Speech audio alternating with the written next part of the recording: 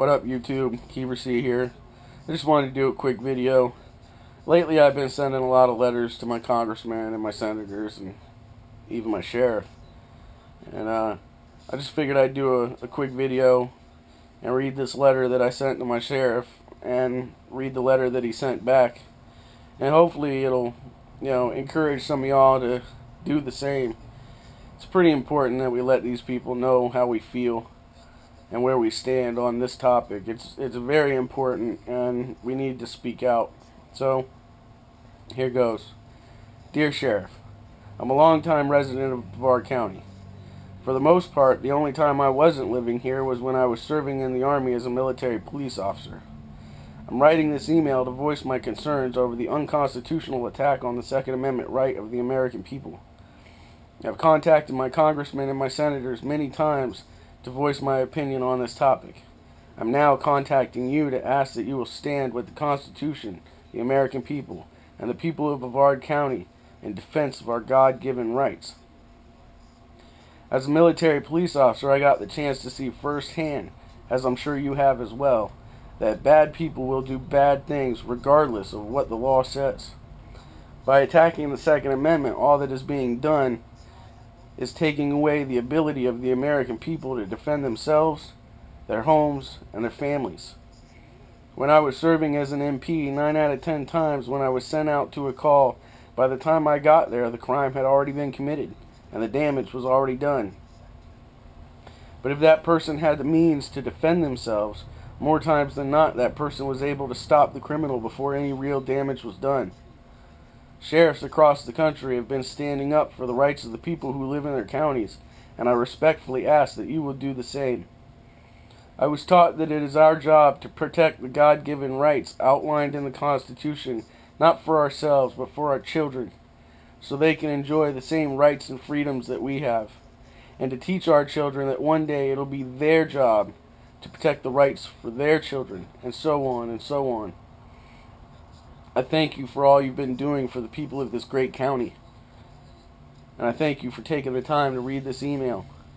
I would love to hear your thoughts on this topic and where you stand. Thank you. So, I sent that about a week ago. And this morning I got up and checked my email. And this is the email that I got in response. Dear Keeper C, First and foremost, I thank you for taking the time to contact me regarding this important issue. On January 7th, 2013, I proudly took the oath of office to support the United States Constitution and the Florida Constitution. I am a constitutional sheriff who was supported and endorsed by the original constitutional sheriff, Richard Mack, and the NRA. They openly support me because I not only support our great nation's Constitution, but oppose anyone who would attempt to trample our citizens' rights. Further, I support our citizens' right to own and bear arms.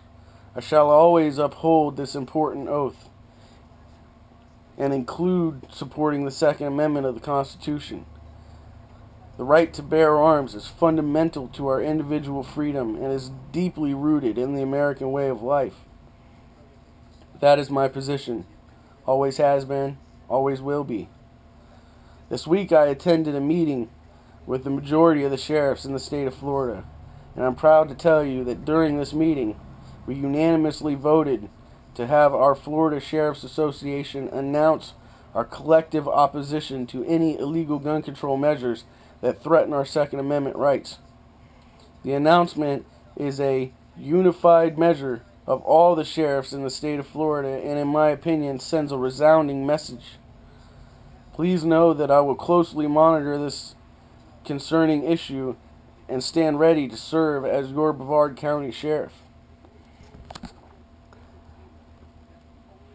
I was pretty happy when I received that email back from him. I think it shows that, there are a lot of sheriffs out there here in Florida and across the country that understand that when they took that job, they have a duty to uphold the Constitution. And for that, I thank all of them. When I joined the military, I took an oath. And on that day that I took that oath, I stood before my God and my country and swore that I would support and defend the Constitution of the United States against all enemies, foreign and domestic. And that's an oath that means as much to me as the day I took it. And I'll honor that oath until the day I die, regardless of the cost. And I know that, you know, most of the veterans out there feel the same way. So, I appreciate you guys taking the time to watch this video. And I beg you, please, please, write your congressman, write your senators, write your sheriff, send letters to your local newspapers. You know, I don't care if you got to go stand on a street with a sign. It is important that we let them know that we will not tolerate having our Second Amendment right violated. You know, yes, I want to keep my Second Amendment right, but more important than my Second Amendment right is my children's Second Amendment right. They're Americans just like we are. You know, it would have been a travesty, in my opinion, had my great-grandfather said, you know what? Okay, they want to ban guns. I get to keep my guns, but hell, what do I care if my great-grandkids don't get to exercise their Second Amendment right? I think it's horrible. I think it's horrible what the government's doing, trying to violate our Second Amendment right. You know, this ban, sure, your weapons are going to be grandfathered, but when you die, you're not able to pass those down to your kids. You know, you're not allowed to pass them on to anybody. They have to be turned in. You know, what that does is that effectively disarms this country in a generation. And that's not what I want to leave behind for my kids. I want my kids to have the right to protect themselves, just like you do, just like I do.